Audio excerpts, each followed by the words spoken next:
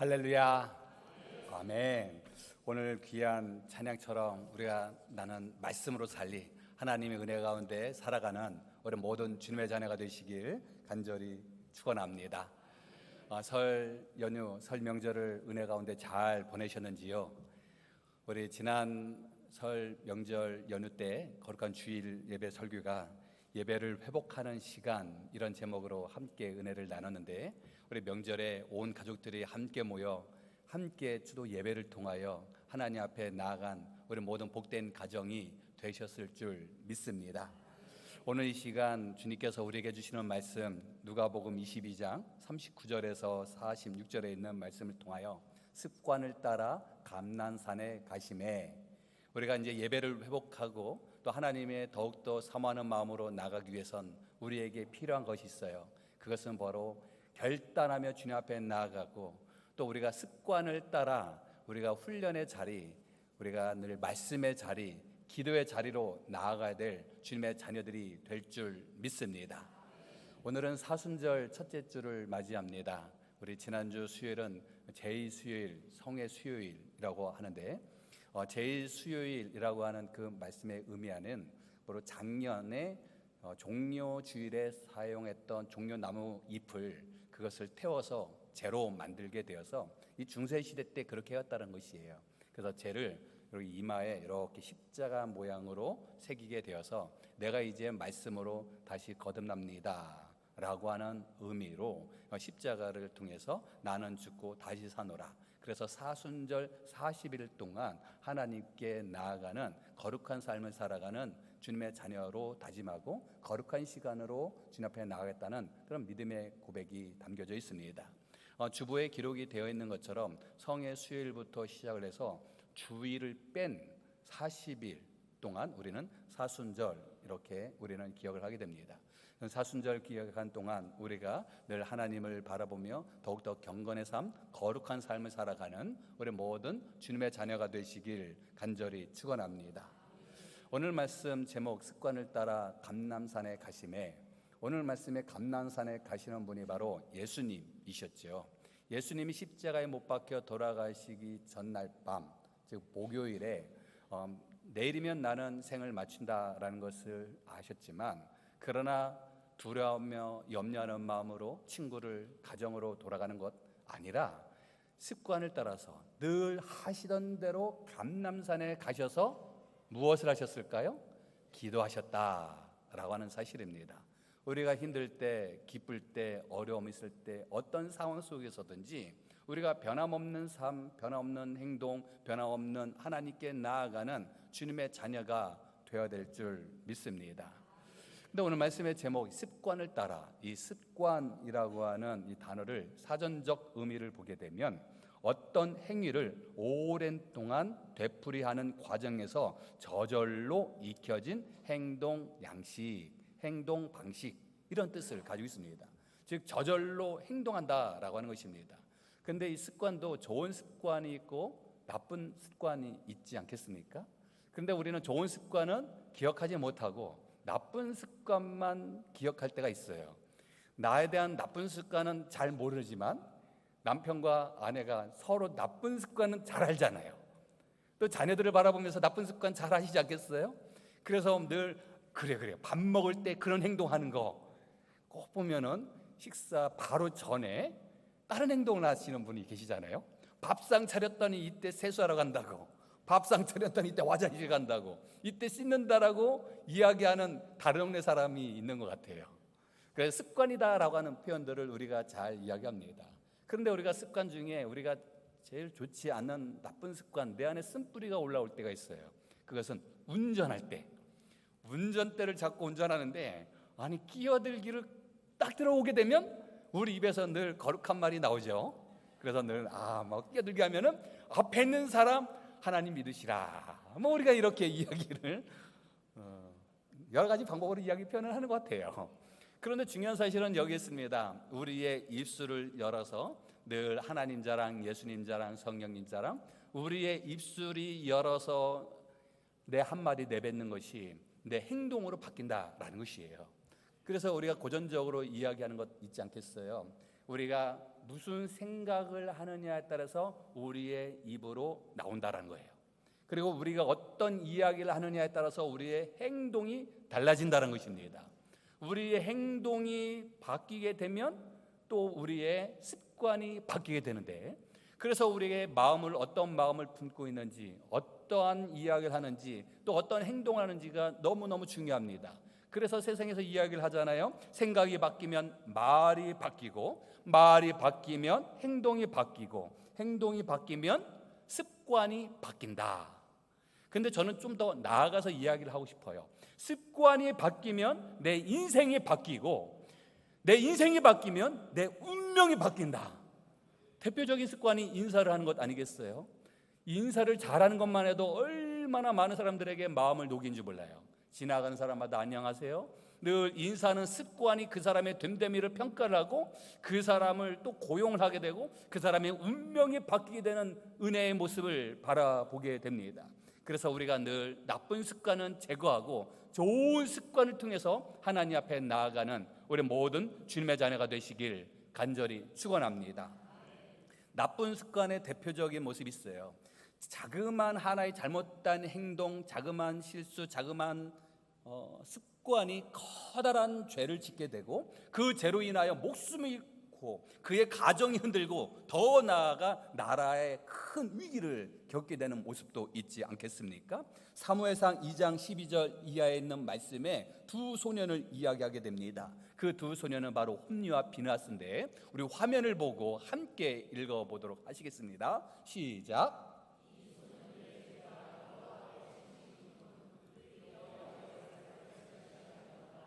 아멘. 이 소년들의 죄가 여호와 앞에 심히 크면, 이 소년들은 누구를 얘기하냐면 엘리 제사장의 두 아들이었던 홈리와 비느하스를 이야기합니다. 바로 이 말씀이 기록됐던 당시에는 사사시대 마지막 시대의 모습이에요. 한나가 간절히 기도하여 낳은 아이 사무엘이 그때 활동했던 당시에 엘리 제사장이 당시의 제사장의 귀한 사명을 감당하였는데, 그 엘리 제사장의 두 아들이 있는데 그 두 아들이 바로 홈리와 비느하스였어요. 이들은 얼마나 잘못된 행동이 계속 반복되어서 습관을 가졌냐면, 당시에 하나님을 의지하며 나간 것이 아니라 하나님 앞에 드린 예물에 손을 댔다라는 것입니다. 우리 지난 시간에 온전한 예배에 대해서 말씀을 드렸죠.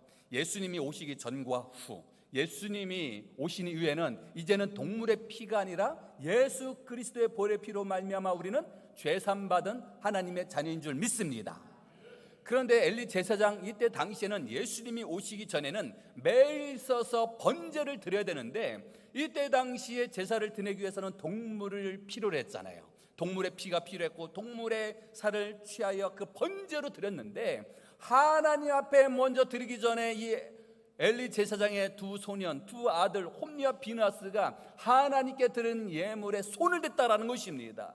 그 손을 대는 것을 통해서 하나님이 보시기에 매우 큰 죄였다라고 하는 사실입니다. 하나님의 제사를 멸시하는 이 못된 버릇을 고치지 않고서 어찌 그들이 하나님의 은혜를 누릴 수 있겠습니까? 시간이 지나서 전쟁에 나아갈 때 큰 어려움과 위기 속에 하나님의 언약궤를 앞세우면 전쟁에서 이길 수 있지 아니할까? 그래서 이스라엘 백성들이 당시에 홈리와 비느하스, 그들은 하나님의 언약궤를 앞에 세우고 전쟁에 나가 하나님의 언약궤도 빼앗기고, 그리고 홈리와 비느하스 이들도 목숨을 잃게 되지 않겠습니까? 이뿐 아니라 하나님의 언약궤를 빼앗기고 두 아들이 죽었다라는 소식을 들었던 엘리 제사장은 하며 쓰러져 목이 꺾여서 죽음을 맞이하게 됩니다. 홈리와 비느하스, 이 비느하스의 아내가 만삭이었는데 이 소식을 듣고 산기를 느끼고 나서 아이를 낳게 되는데, 이 아기의 이름이 바로 이가봇, 즉 하나님의 영광이 떠났다라고 하는 뜻의 이름을 짓고, 그리고 그 아내도 죽음을 당하게 됩니다. 그러고 나서 큰 나라의 어려움과 위기를 당하게 되지 않겠습니까? 그래서 자그마한 습관이 그의 목숨뿐만 아니라 그의 가정을, 더 나아간 나라의 큰 위기를 당하는 그런 안타까움의 모습을 보지 않겠습니까? 반면에 예수님은 좋은 습관을 통해서 우리에게 좋은 본을 보여주십니다. 오늘 본문 39절 말씀이고 오늘 말씀의 제목이지요. 함께 읽어보시겠습니다. 시작. 습관을 따라 어디에 가셨다고요? 감난산. 이 감난산은 이 감람나무가 많아서 그냥 감난산 이렇게 표현하는데, 예루살렘에서 바라보았을 때 언덕이 있어요. 그 언덕을 바로 이 감난산이라고 하고, 그 감난산의 밑에 있는 좀 동산, 자그마한 언덕 밑부분을 뭐라고 이야기하냐면 겟세마네 동산 이렇게 표현합니다. 그러니 예수님께서 12 제자들과 함께 목요일 저녁에 마지막 식사를 하시고, 우리가 바로 이것을 최후의 만찬이라고 이야기를 하죠. 최후의 만찬을 하시고 이제 예수님은 내일이면 나는 죽을 것인데, 예수님께서 마음에 염려와 두려운 마음을 품고 어디로 향하셨냐면 39절에 있는 말씀을 묵상한 것처럼 습관을 따라 감난산에 가셨다는 것입니다. 습관을 따라 감난산에 가셔서 무엇을 하셨을까요?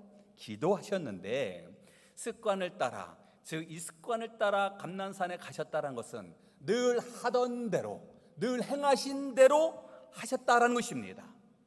우리가 바로 이와 같은 모습으로 나가길 간절히 소망합니다.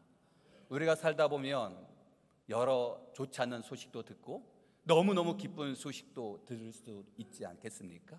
어떤 큰 위기가 당할 때도 있고 감당할 수 없는 기쁨이 넘칠 때도 있고, 그러나 우리는 변함없는 행동을 통하여, 즉 오늘 말씀처럼 습관을 따라 늘 하나님 앞에 나와 기도하며 하나님을 의지하는 주님의 백성이 되시길 간절히 축원합니다. 우리가 어떠한 세상의 큰 아픔의 소식을 들으게 되면은 우리가 정신을 못 차릴 때가 있지 않겠어요? 그래서 주변에 있는 사람들이 이야기합니다. 어떤 놀라운 큰 소식을 들었을 때 막 흔들면서 너 정신 차려, 정신 차려 이야기를 하잖아요. 그리고 너무 정신을 못 차리면 뭐라고 이야기하냐면 너 혼날래? 이렇게 이야기하잖아요. 그 이야기가 뭐냐면, 정신 차리는 것은 이 육신을 차리는 게 아니라 멍하고 있는 너의 정신을 좀 똑바로 차려라 라고 하는 의미예요. 그리고 너 혼날래? 너 정신 못 차리면 혼이 나간다라는 거예요. 그래서 너 혼날래? 라고 하는 것이에요. 그러니 우리가 늘 정신을 차린다라고 하는 이 의미 안에는 어떤 상황 속에서도, 어떤 이야기를 듣고 어떤 환경 속에서도 십자가만 바라보며 하나님을 의지하며 나아가는 우리 모든 주님의 자녀가 되시길 간절히 축원합니다. 저는 주변에 그런 분을 보지는 못했지만 말씀 묵상하다 보니 로또 복권 당첨되면 정신 못 차릴 것 같아요. 그런 분 혹시 계시는가요? 그러면 감당할 수 없으면 그냥 그 한 장 저에게 주시면 제가 감당하겠습니다. 우리에게 기쁨이 있을 때도, 그리고 너무 속상한 일이 있을 때도 변함없이 우리에게 중요한 것은 습관을 따라 하나님을 의지하며 하나님 앞에 나아가는 주님의 자녀가 되시길 간절히 소망합니다. 오늘 42절 말씀을 보니 아버지여, 만일 아버지의 뜻이거든 이 잔을 내게서 옮기시옵소서. 그러나 내 원대로 마시옵고 아버지의 원대로 되기를 원하나이다. 습관을 따라 겟세마네 동산에 다가가 그곳에서 기도하는데 기도가 나올까요? 하나님 앞에 기도하는 것이지요. 42절에 있는 말씀, 하나님 하실 수 있잖아요. 저 좀 살려주세요. 저 좀 살려주세요. 저 십자가에서 고통받을 것 생각하니 너무 두렵습니다. 아버지, 이 잔을 내게서 거두어 주시옵소서. 이 말씀은 저 좀 살려주세요. 그러나 내 뜻대로 하지 마시고 아버지의 뜻대로 하옵소서. 우리의 기도가 이와 같길 간절히 바랍니다.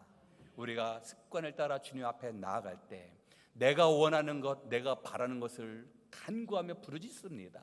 그러나 하나님은 더 큰 하나님의 뜻이 있기에 우리에게 매도 드시고 우리를 보듬어 안아주시고 우리에게 상급도 주시지 않겠습니까? 우리가 하나님의 뜻을 알아가는 것이 복된 줄 믿습니다. 그래서 우리가 하나님의 뜻을 헤아리며 하나님 앞에 나아가는 주님의 자녀가 되어야 될 줄 믿습니다. 사도행전 3장 1절 말씀에 함께 읽어보시겠습니다. 시작.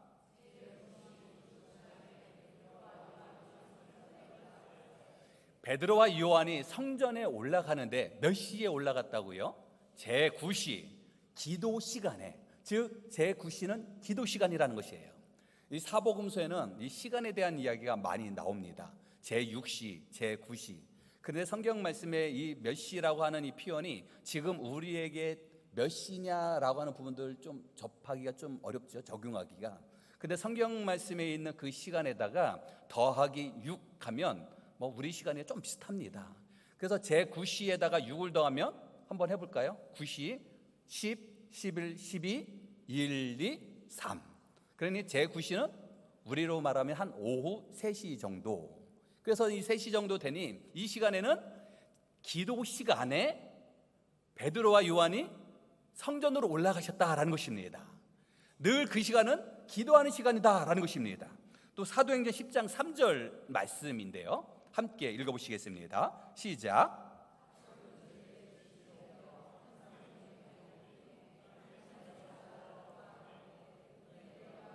아멘. 우리 고넬료는 우리가 잘 알고 계시는 것처럼 이방인이었어요. 이 고넬료는 당시에 로마 백부장이었고요. 이 로마 백부장이었는데 하나님을 너무 경외했어요. 또한 어렵고 힘든 이들을 잘 섬겼어요. 그래서 고넬료는 하나님께도 인정받고 백성들에게도 사랑받았던 고넬료. 근데 이 고넬료에는 큰 의미가 있어요. 당시에는 선민 사상으로 이스라엘 백성들만 하나님의 나라에 임할 수 있고 이스라엘 백성들만 성령님이 임하신다라고 생각했던 그 틀을 깼던 때가 바로 이 고넬료와 베드로의 만남의 사건이었어요. 그 고넬료와 베드로가 만나서 베드로가 고넬료에게 말씀을 전하고 기도하는데 성령 충만함을 통해서 방언하고 놀라운 하나님의 역사심이 일어나는 것을 통해서 이 베드로가 깨닫게 되는 것입니다. 베드로가 어떻게 깨닫냐면, 아하, 이방인도 이렇게 성령 체험을 할 수 있는구나 하면서 하나님의 역사심은 유대인들뿐만 아니라 온 이방인들, 온 인류를 향하여 선교의 지경이 넓혀지는 귀한 사건이 이 고넬료와 베드로의 만남을 통해서 이루어지게 됩니다. 이 이방인이었던 이 고넬료가 사도행전 10장 말씀에 하루는 제9시쯤에 간절히 기도하다가 환상을 통하여 누구를 만나냐 하면 하나님의 사자를 만났다라는 것입니다. 고넬료가 어떻게 하다가 하나님을 만났다고요? 기도하다가 만났다라는 것입니다. 우리가 잘 알고 있는 다니엘은 하루 3번 다락방에 올라가 예루살렘 성을 향하여 기도하지 않겠습니까? 이 다니엘이 아침, 점심, 저녁에 변함없이 다락방에 올라가 예루살렘을 향하여 기도했던 이 모습, 이때 당시에 나라가 멸망당해서 포로로 끌려갔잖아요. 그러니 우리처럼 이렇게 성전에 모여서 예배를 드릴 수 없어요. 그러니 그는 고백합니다. 아침, 점심, 저녁 나는 이 시간은 하나님께 나아가는 기도의 시간을 삼느나 나는 이 시간만큼은 다락방에 올라가 예루살렘 성을 향하여 기도하노라. 그래서 이 다니엘은 소년이었을 때나 그가 노년이 되었을 때나 변함없이 그는 하나님만 경배하며 찬양했다라는 것 아니겠어요? 우리 다니엘 하면 떠오르는 것이 바로 사자굴 사건 아니겠어요? 이 사자굴 안에 들어갔던 다니엘이 그곳에서 잡혀 먹었을까요? 잡혀 먹었으면 성경에 기록되지 않고 제가 말씀 시간에 증거도 하지 않았을 것이에요. 당연히 잡혀 먹지 않았던 사자. 그러나 왜 하나님은 그를 통해서 그를 보호해 주셨을까? 이때 당시에 국무총리가 3명이었는데 이 3명 중에 2사람은 당시에 지배층이었고 피지배층이었던 노예 중에 한 사람이었던 다니엘이 국무총리가 되니 이 시기하며 질투하는 다른 2 국무총리와 함께했던 다른 지배층들의 사람들이 어떻게 하면 다니엘을 흔들까? 어떻게 하면 다니엘을 넘어뜨릴까? 하며 그를 바라봤어요. 당시의 왕에게 신임을 얻었던 다니엘. 그런데 이렇게 저렇게 봐도 사실 사람이 털어서 먼지 안 나는 사람은 어디 있겠습니까? 털어서 먼지 안 나는 사람은 사랑하는 남편이 먼지 안 나는 줄 믿습니다. 아내가 먼지 안 나는 줄 믿습니다. 아멘으로 나가시길 바랍니다. 그래도 다 감싸 안아주셔야지요. 이 다니엘은 털어도 먼지 안 나는데, 그런데 다니엘은 늘 하는 행동들이 있었잖아요. 아침, 점심, 저녁에 늘 변함없이 올라가 자신이 믿는 그 신에게 기도하더라. 그래서 그들이 음모를 꾸미잖아요. 왕에게 가서 왕이시여, 한 달 동안 온 백성들이 오직 왕만 섬기게 하게 명령을 내려주시옵소서. 왕이 들어보니까 기분이 좋아. 나만 섬기라고 하니? 그래 하면서 왕의 도장을 찍게 되지요. 그 다음 날 왕의 도장을 찍고 나서 가장 먼저 걸렸던 사람이 누구냐면 다니엘 아니겠어요? 왕의 신임을 얻었던 다니엘. 왕의 도장을 찍고 나서 다음 날 보니 끌려왔던 다니엘 보고 아차, 내가 실수했구나 라는 사실을 왕이 깨닫지만, 그러나 벌써 내가 도장을 찍었으니 내가 왕의 어전 앞에 도장을 찍은 것을 내가 다시 부인할 수 없으니 얼마나 마음이 아팠는지 몰라요. 그러나 이 소식을 들었지만 다니엘은 말씀에는 기록되어 있지 않지만 습관을 따라, 즉 하던 대로 변함없는 모습으로 하나님 그분만 바라보며 다락방을 향하여 나갔고, 그날도 아침에 점심에 저녁에 그는 저 예루살렘을 향하여 기도했다는 사실입니다. 기도하고 내려왔더니 누가 기다리고 있을까요? 하나님의 천군 천사가 기다리는 것이 아니라 음모와 계략을 꾸몄던 이들이 군사를 이끌고 다니엘을 끌고 가고, 그리고 그를 사자굴에 던지지 않겠습니까? 그러나 사자굴에 던졌으나 그는 살게 되지요. 다음 날 아침에 누가 먼저 달려갔을까요? 말씀해 보니 왕이 명령을 내려서 여봐라, 사자굴에 한번 가봐라, 명령을 내린 것이 아니라 그 누구보다 다니엘을 사랑했던 왕이 친히 달려가서 그를 바라봤는데 그 안에 쉬고 있는 거예요. 그를 올려 세우고 얼마나 기뻐했을까요? 아마도 누가 제일 한밤중에 마음 아파했을까요? 노심초사했을까요? 다니엘은 그곳에서 하나님의 뜻 가운데 사자의 입을 봉해 주시고 그곳에 편히 쉬고 있지만, 내 사랑하고 내가 신임하는 저 다니엘을 보냈던 왕의 마음이 얼마나 무거웠을까.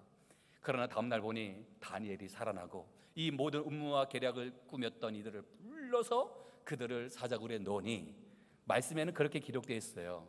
좀 표현하기 힘들지만 그 육체가 땅에도 떨어지기 전에 사자들이 그랬더라, 이렇게 표현되고 있습니다. 말씀에 보면은 땅에 떨어지기도 전에.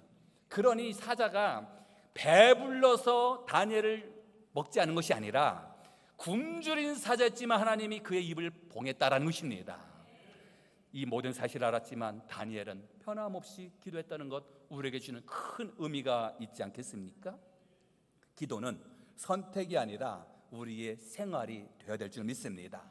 기도를 통하여 하나님의 놀라운 역사가 일어나는 줄 믿습니다.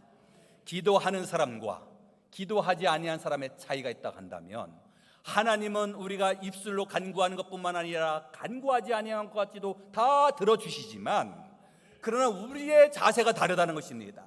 우리가 기도하고 놀라운 하나님의 은혜를 경험했을 때, 자그마한 것 하나에도 감사의 조건이 이루어졌을 때 우리는 또 다시 한번 감사함을 고백하며 하나님께 기도하며 우리의 믿음이 성장되지만, 그러나 우리가 놀라운 은혜 역사를 경험했지만 기도하지 않고 누렸던 이 기쁨은 세상 말로 우리는 믿음이 연약할 때는 아이고 운이 좋네, 아이고 정말 우리 좋아 하며 하나님의 베푸신 역사심을 깨닫지 못할 때가 있다는 것입니다. 기도함을 통해서 우리에게 주시는 하나님의 은혜는 우리의 믿음이 더욱더 성장되어 하나님 앞에 나아가는 주님의 자녀가 되는 줄 믿습니다. 우리의 믿음이 성장되고 성숙되었을 땐 우리에게 힘듦이 있고 어려움이 있을 때 하나님의 뜻을 간구하고, 또 우리는 그 안에서 감사함을 고백하며 주님께 나간다는 사실입니다. 2달 전인가요? 어느 집사님이 그렇게 운동하시다가 넘어지셨어요. 눈이 많이 내린 어느 날 운동하시다가 미끄러지셔서 팔을 내디셨는데 그만 이게 손이 다치셔서 좀 많이 아프시게 되었어요. 그래서 붕대도 하시고 너무너무 아프시는데, 근데 이 집사님의 말씀으로는, 세상 말로는 운이 나빠서 손목이 다쳤네 이렇게 표현하시는 것이 아니라, 그래도 하나님께 너무 감사해요. 넘어졌는데 머리를 안 다쳤니 감사해요. 넘어졌는데 고관절 안 다쳐서 감사해요. 그래도 이 집사님은 액면가로는 한 20대지만 연세는 한 70 넘으셨거든요. 그러니 고관절 다치면 얼마나 크게 아픈가라는 것을 너무 잘 아시기에, 그래도 고관절이 허리가 안 다쳐서 머리가 안 다쳐서 이만하면 너무너무 감사합니다. 이것이 바로 믿음의 시작인 줄 믿습니다. 우리의 시작의 첫걸음은 우리의 풍족함이 아니라 우리의 여건 속에 하나님 앞에 감사함으로 나가는 바로 이 믿음의 모습은 늘 항상 감사함 속에 나가는 우리의 입술의 고백, 또한 우리가 늘 감사한 마음을 가진 우리의 마음은, 이 믿음으로 우리는 더욱더 하나님의 부어주신 은혜를 누리게 되는 줄 믿습니다. 우리에게 필요한 습관이 있다고 한다면 우리의 입술을 열어 찬송하는 거예요. 찬송은 악한 영을 물리치지 않습니까? 그래서 찬송은 곡조부터는 기도라. 다윗이 이스라엘의 두 번째 왕이었던 다윗이 초대 왕이었던 사울을 향하여 찬양을 부를 때가 있었잖아요. 사울이 악한 영이 사로잡힐 때가 있었어요. 이때 다윗이 찬양을 부를 때 악한 영이 떠나가게 되지 않겠어요? 찬양의 힘이 얼마나 큰지. 그래서 우리 할렐루야 성가대 바로 이 자리가 복된 줄 믿습니다. 찬양을 통해서 하나님이 은혜를 부어주시고, 찬양을 통해서 놀라 하나님의 역사심을 경험하시고, 찬양을 통해서 우리의 악한 습불을 내려놓고 하나님의 보호하심을 경험하게 되는 줄 믿습니다. 그래서 찬양을 통해서 하나님 앞에 영광 돌리기를 원하시는 분은 신청하시기 바랍니다. 할렐루야 성가대 2부 예배 때는 호산나 성가대, 하나님께 찬양을 통해서 하나님 앞에 나아가는 주님의 자녀들, 또한 우리가 늘 어떤 상황 속에서도 감사함을 고백하는 습관, 거룩한 주의를 하나님 앞에 나아가는 습관, 모범적인 예배를 드리는 습관. 그런데 우리는 이 습관을 갖는다라는 것은요, 이것은 우리에게, 이것은 내가 지켜야 되겠다는 결연한 의지와 더불어서 훈련이 필요합니다. 당연히 우리가 행해야 되는 것, 저절로 되는 것, 그 가운데 우리에게 훈련이 필요합니다. 말씀의 훈련, 그리고 우리가 늘 하나님께 나아가는 하나님의 사랑을 받는 훈련이 필요합니다. 그런데요, 이 습관에는요, 나쁜 습관은요 금방 듭니다. 나쁜 것은요 편안하거든요. 그래서 늘 손에 핸드폰이 내 손에 있어서 핸드폰이 나를 때릴 때가 있잖아요. 내 핸드폰은 내가 손에서 내가 떨어뜨려야지. 그러니까 잠자기 전에 내가 핸드폰을 멀리해야지. 그런데 간혹 주무시기 전에 다 핸드폰을 보시다가 핸드폰을 멀리해야 되는데 하다가 힘이 빠져서 핸드폰이 내 얼굴을 때릴 때가 있잖아요.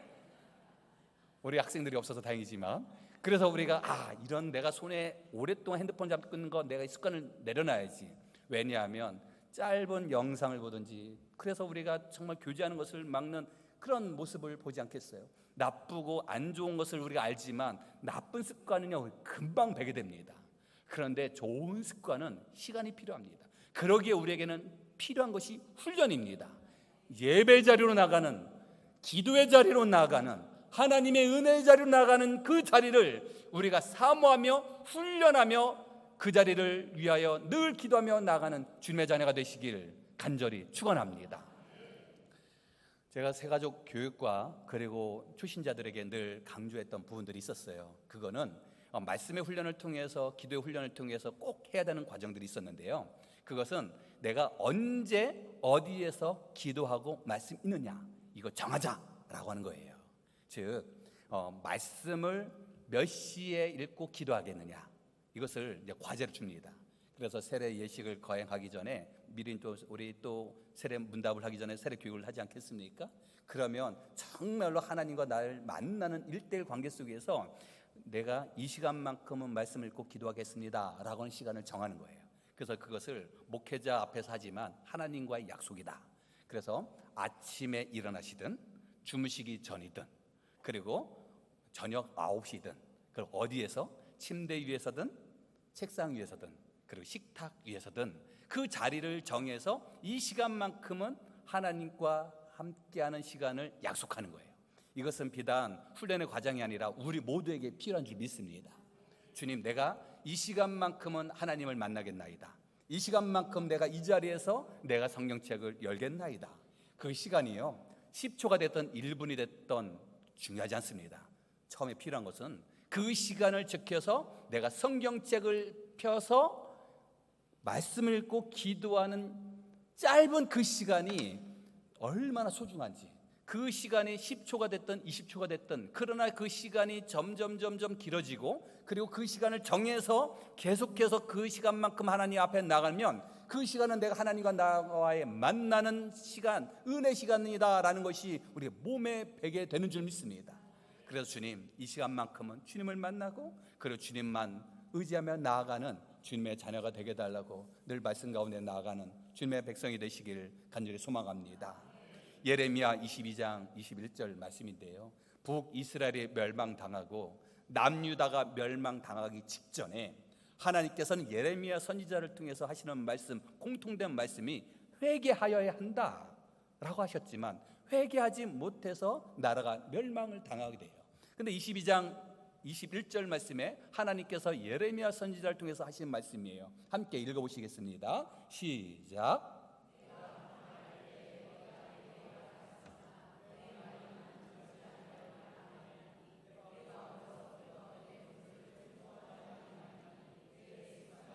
아멘.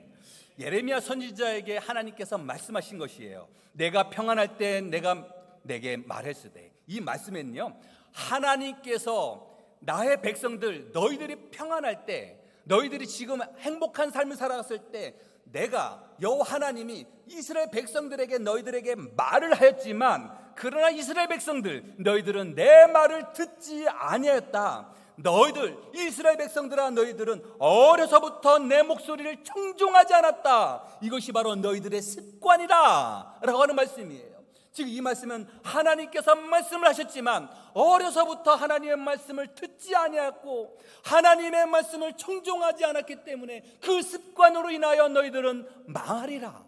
그래서 남유다가 멸망당하지 않았겠습니까? 이 말씀이 얼마나 무서운 말씀인지, 이제는 이 말씀을 역으로 청종하지 아니하는 것이 아니라 하나님의 말씀을 청종한 자가 바로 저입니다. 하나님의 말씀을 청종하는 습관으로 주님 앞에 나가겠나이다. 하나님의 말씀을 사모하며 하나님을 의지하며 하나님께 더 가까이 나가는 우리 모든 주님의 자녀가 되시길 간절히 축원합니다. 미국의 하워드 장군이라고 분이 계셨는데, 이번에는 그 미국의 남북 전쟁을 통해서 이 남부군과 북부군이 전쟁을 했었잖아요. 이 북부군은 이 흑인들의 노예 해방을 위해서 부르짖었습니다. 이때 당시에 이 북부군의 이 서부 전선의 사령관으로 임명받았던 이가 있었어요.